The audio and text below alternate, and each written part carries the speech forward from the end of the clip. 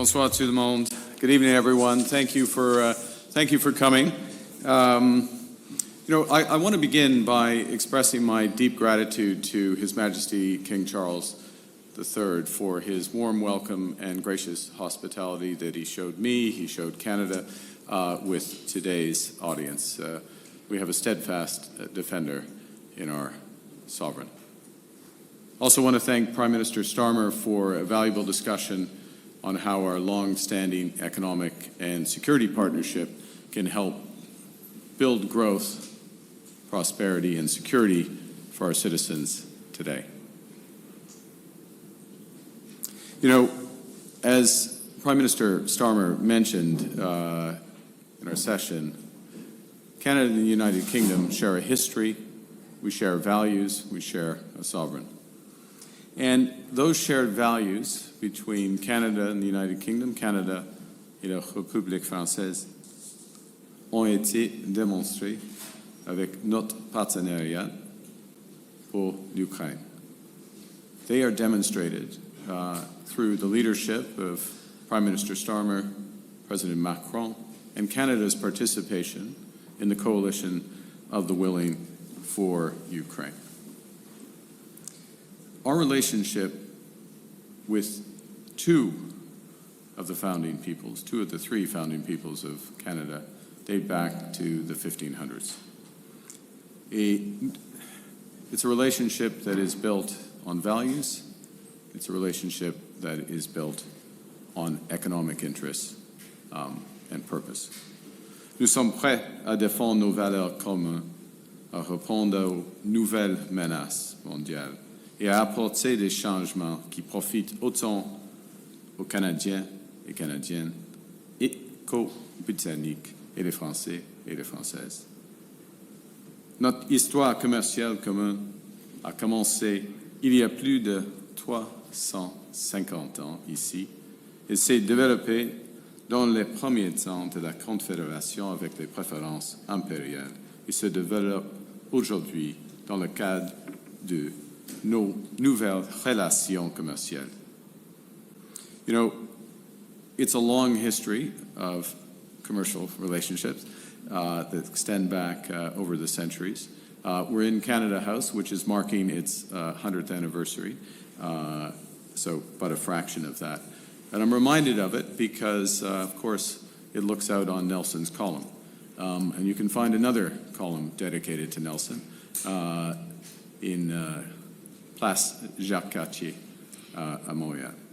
And the flag that flies over that column includes the fleur-de-lis for France, the shamrock for Ireland, the thistle for Scotland, the rose for England, and the white pine for the peuple autochtone de Canada.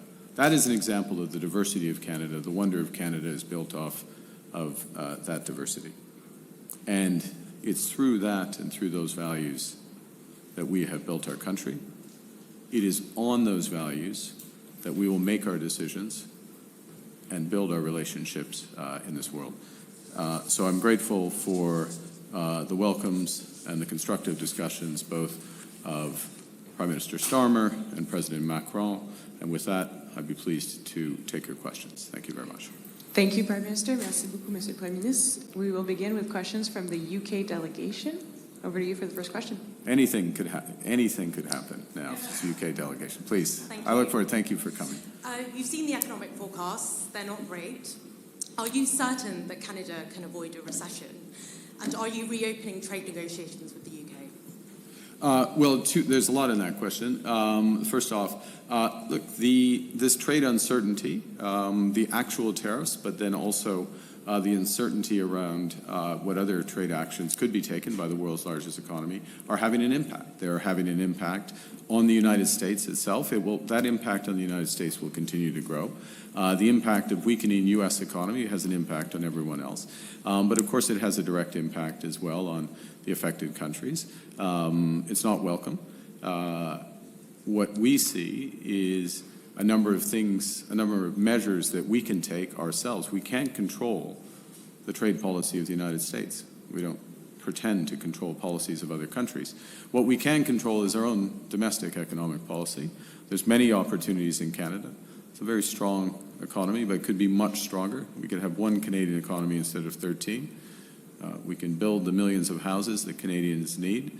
We can diversify our trading relationships. We can build new trading corridors, and we can fully realize what Canada is, which is an energy superpower in both clean and conventional energy, and that's exactly what we're going to do. We are going to get stronger, while those who take trade actions get weaker. Next question. Welcome back, Lise Doucette of Come BBC. home. Come home. Canadian, Yes. Brunswicker. Thank you very much, Mr. Prime Minister. You came on this first foreign trip making it clear that you needed public support for Canada as it faces not just a trade war, you say you were enthusiastic. Enthusiastic, that was your word today. Enthusiastic support as Canada faces not just a trade war, but threats to its sovereignty.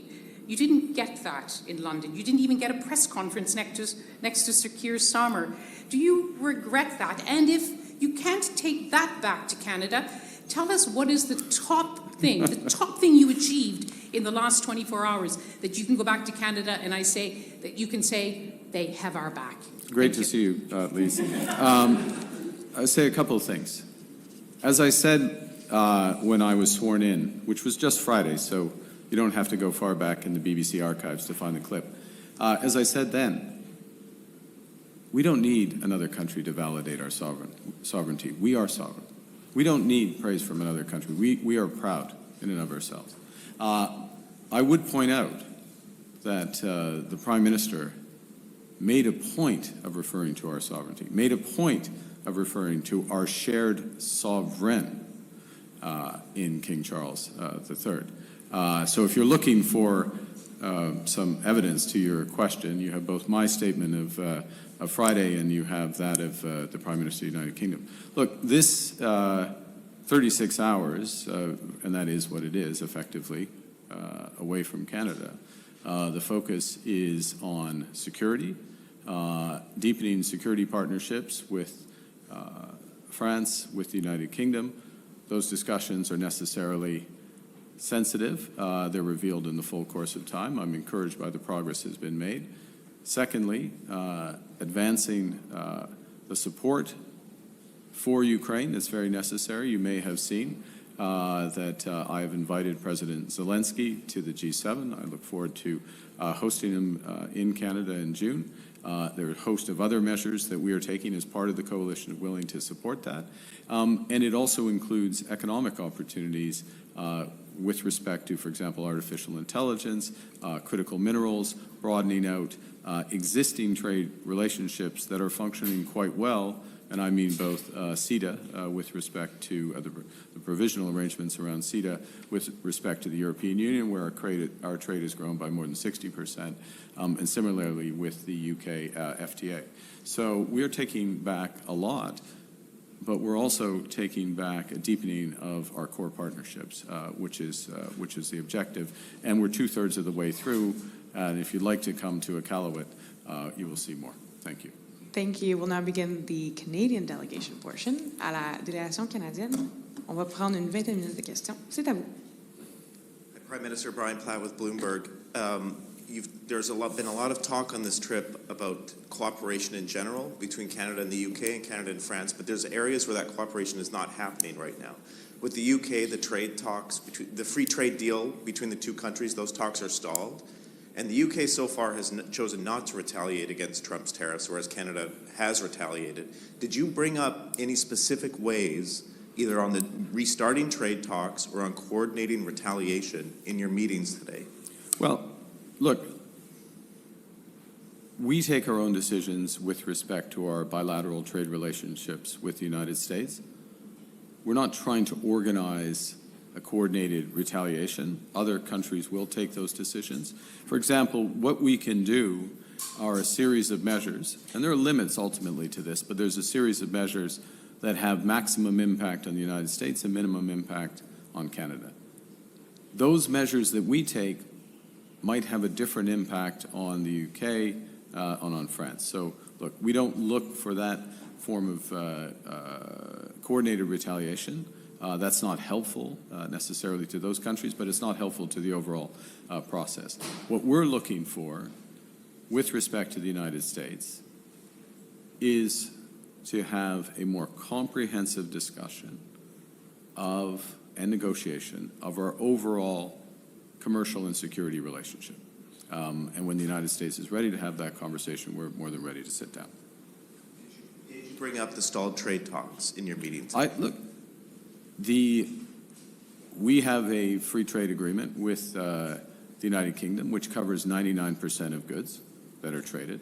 We have a free trade agreement with the European Union, which covers 99% of the goods that are traded. There are issues with respect to agriculture. No, it wasn't my top priority today.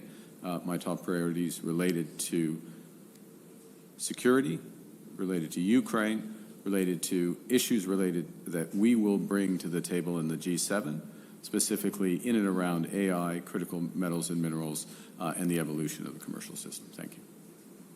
Bonjour, Louis Blouin de Radio-Canada. Vos adversaires à Ottawa vous accusent de n'avoir rien accompli de tangible aujourd'hui avec ce voyage-là et de mener une opération de relations publiques préélectorale. Qu'est-ce que vous leur répondez? Non, non, c'est pas correct du tout. Hein. Mes adversaires disent beaucoup de choses tous les jours qui ne sont pas correctes. Non, c'est important.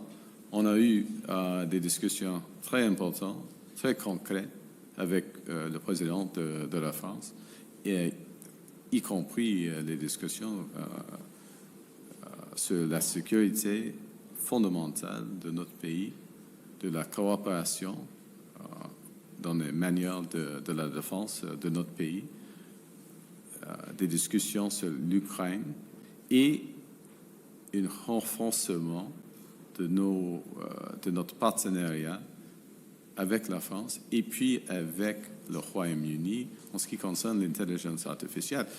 Je comprends, c'est difficile pour l'opposition de comprendre tout cela parce qu'ils utilisent tout le temps des slogans de 3 mots.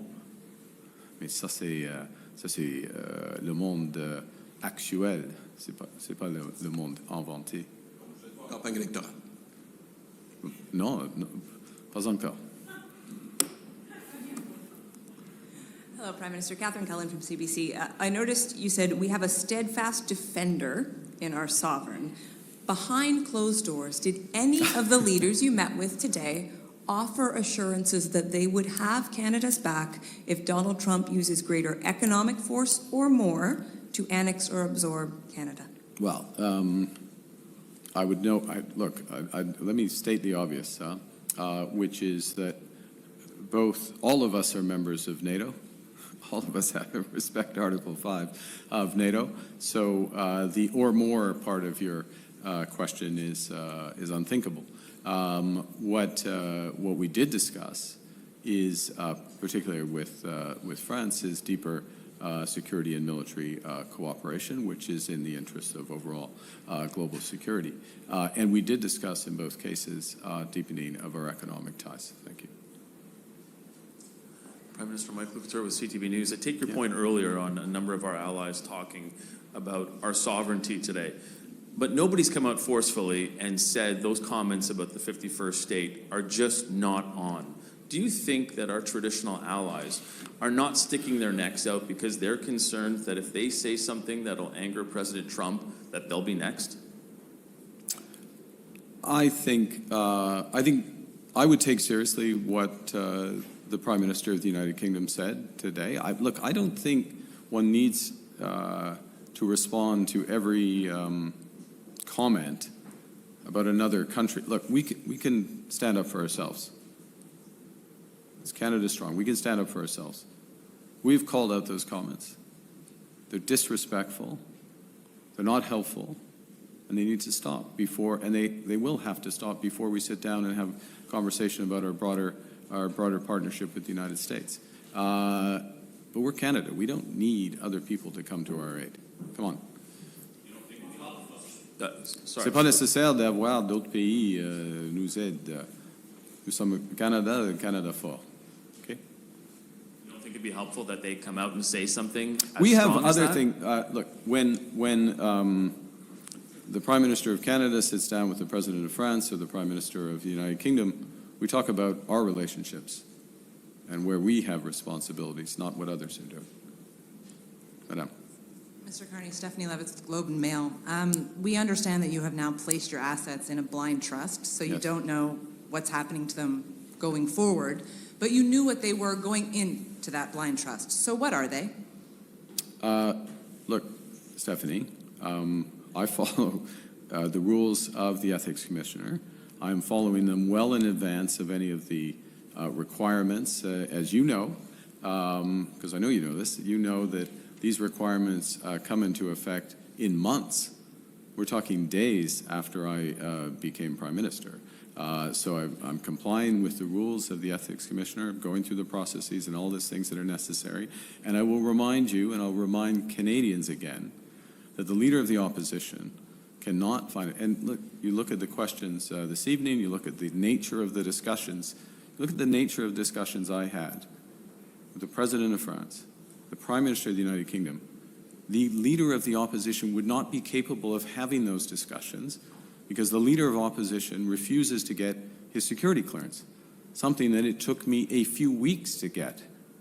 And he has been the Leader of the Opposition for 3 years. So I comply with my responsibilities, I comply with the rules well in advance, and the Leader of the Opposition doesn't take his responsibilities at a time of, well, you should take these responsibilities in any time, but it's particularly remarkable given the stakes in global geopolitics at the moment. The rules say that those assets should be publicly disclosed within 120 days, which means you'll campaign in a coming federal election, most likely within the next 120 days, and are serving as Prime Minister now, with Canadians not being aware of what potential conflicts of interest you What sought to possible avoid. conflict would you have, Stephanie? Stephanie, I'm complying with the rules. I'm complying with the rules in advance. Point final. Are you saying you are not open to any conflict of interest? Yes. Someone spent most of his life in the private sector. There's no possible conflict of interest in your assets. That's very difficult to believe. Look inside yourself, Rosemary. I mean, you start from a prior of conflict and ill will. I have served in the private sector. I have stood up for Canada. I have left my roles in the private sector at a time of crisis for our country. I'm complying with all the rules. Your line of questioning is trying to invent new rules. I'm complying with the rules that Parliament has laid out and the responsibilities of the Ethics Commissioner. And I will continue to comply with those rules. Bonjour, Émilie Bergeron, la presse canadienne.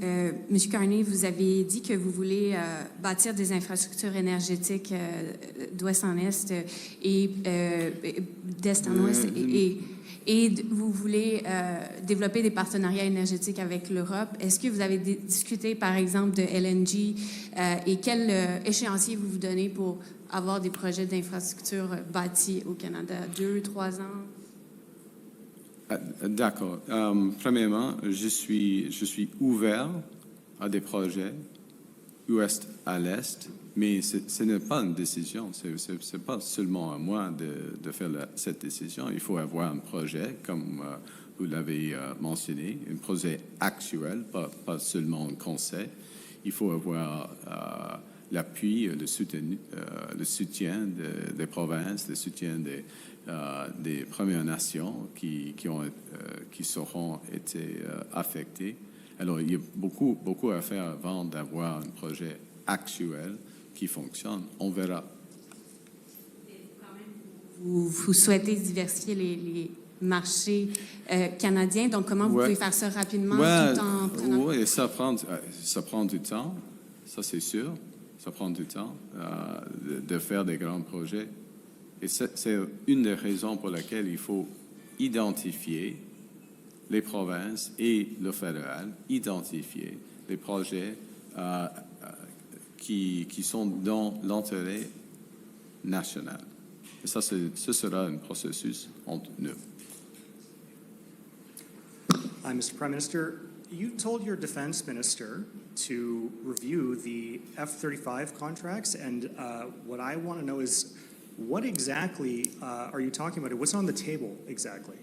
Well, the way Cabinet works, or at least the way Cabinet works in my government, is the Defense Minister and I had a conversation. The Defense Minister raised the issue with me. We had a discussion about Canada's options, and the fact is that under the contract, as you may know, after a certain number of purchases, then we have options on subsequent aircrafts. Given the geopolitical environment, given the fact that there are options, given the need for value for money, given the possibility of having substantial production of alternative aircraft in Canada, as opposed to sending, as we have been, on average 80 cents of every dollar to the United States, it's prudent and in the interest of Canada to review those options. And that's what that's the process that the Defense Minister has initiated. Is this something that your allies are asking you about, or what is it that you're telling your allies with respect to this? My understanding is that President Macron, for example, is shopping around, don't buy U.S., buy European military goods, and that they have replacements. Well, I think, well, I can tell you what's in the public domain.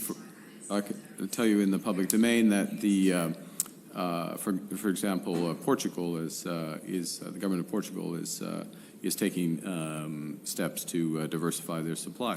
What's also in the public domain is a very substantial effort in Europe to so-called rearm Europe, which is a significant consolidation and increase in the amount of defense spending in Europe.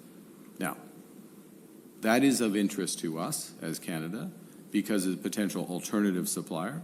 It creates the potential to create supply chains that mean that Canadian companies are participating in the development of these defense systems, and we are actively exploring. And this full disclosure, this is one of the discussions that I had both in Paris and in the UK was the potential participation. Now, the UK is not formally in that, but we can see, particularly given our security posture in Europe, given potential steps in Ukraine, given our own security needs, that diversification of our suppliers in a way that ensures that as much as possible of that production resides in Canada and benefits Canadians in multiple ways is a prudent thing to do. That's what I can tell you. Bonjour, Monsieur Carney, Joël Denis Bellavance de la presse. On est tous choqués au Canada par le comportement de Donald Trump et des États-Unis. Croyez-vous que l'Amérique que l'on voit aujourd'hui, c'est l'Amérique qui va s'installer pour de bon? En d'autres mots, est-ce que c'est le new normal, les États-Unis que l'on voit aujourd'hui? Merci pour votre question. C'est une bonne question. OK? Nous sommes dans une situation où, comme les Canadiens et Canadiennes, on doit diviser des choses qu'on peut contrôler, comme vous le savez. On peut mettre chez nous dans le domaine économique domestique et des choses qu'on ne peut pas contrôler. À ce moment-ci, c'est difficile d'avoir l'influence aux États-Unis. C'est pas normal. Hein? Normalement, on a des discussions. Et les Américains prennent leurs décisions, c'est correct, mais normalement, on a des discussions avec eux. C'est pas exactement le cas maintenant. Nos intérêts, selon moi, nos intérêts sont assez alignés que ça va changer dans un certain temps, mais c'est pas clair exactement quand.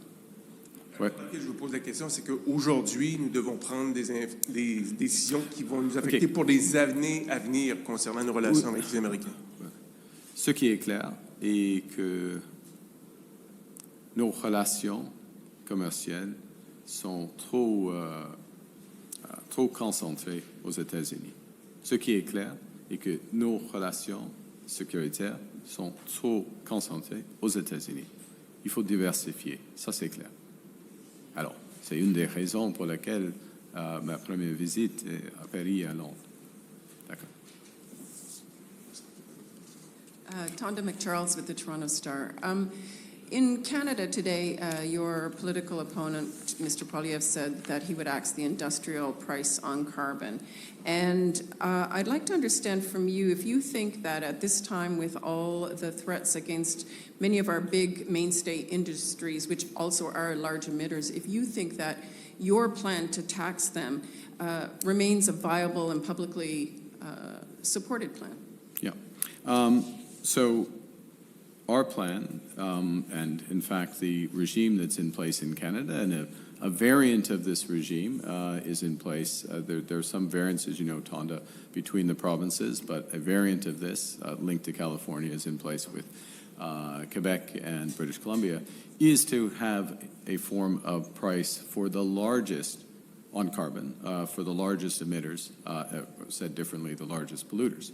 Now, what we are doing is changing that system or improving that system so that the price that's paid can be reduced by so-called carbon credits that are allocated. We are adding additional ones. We will be adding additional ones that ensure that the polluters are paying so that Canadians can receive support to reduce their own emissions. So it's a more efficient system. It works better for the large polluters. It works better for Canadians. And it also is a system that recognizes the new trading reality.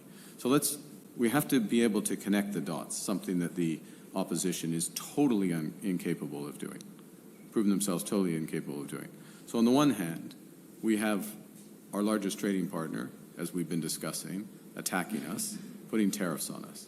On the other hand, we have the opportunity to diversify trade. Guess what one of the requirements is to diversify trade to the European Union? Guess what one of the requirements is to diversify trade to the United Kingdom? Guess what one of the requirements will be to diversify trade to emerging Asia? Is to have a form of price on carbon.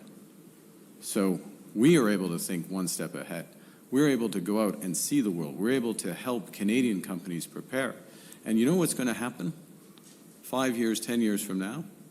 If I have the pleasure of being in front of you, you'll be asking me the question, if we didn't do this, if we didn't help our companies get more prepared, the Americans are going to start caring about this again. They have elections every 4 years. They cared a great deal about this 3 months ago. Now all of a sudden they don't care about it. They're going to care about it again. We have an enormous opportunity here in Canada. The United Kingdom has an enormous opportunity. France has an enormous opportunity. Europe has an enormous opportunity to leapfrog over American companies where they're trying to turn back the clock and look inwards. We're going to take that opportunity. We're going to take that opportunity. It's going to create jobs, and it's going to create new markets for our country.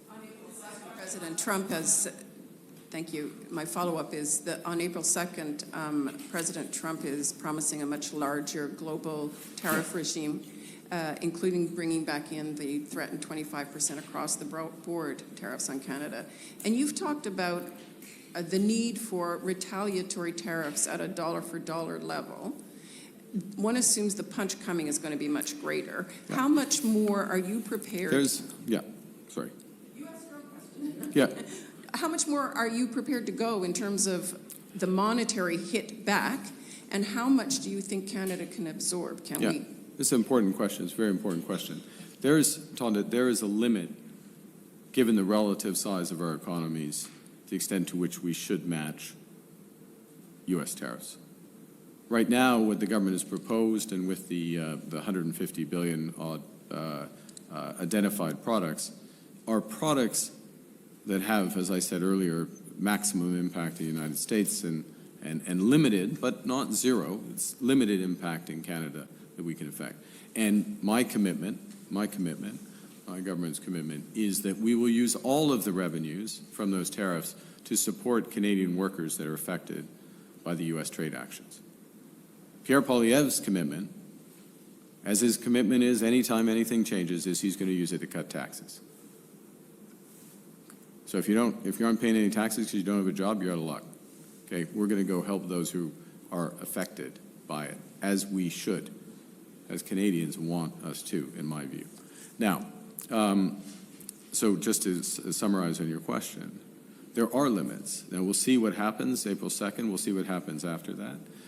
We are not going to take an action that we think is not ultimately going to influence the United States, and certainly not one that is outright harmful to Canada, given the overall approach. So this will be very deliberate, and there is a limit, full stop. There is a limit to matching these tariffs dollar for dollar, given the fact that our economy is a tenth the size of the United States. Thank you. This puts an end to our press conference. Thank you. That's it. Bon, merci.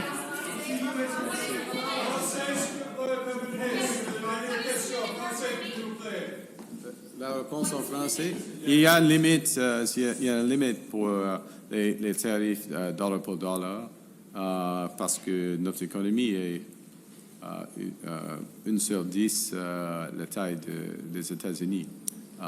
Et on va cibler nos tarifs dans des cas afin d'avoir un impact maximum aux États-Unis et un impact minimum ici au Canada. Alors, merci beaucoup.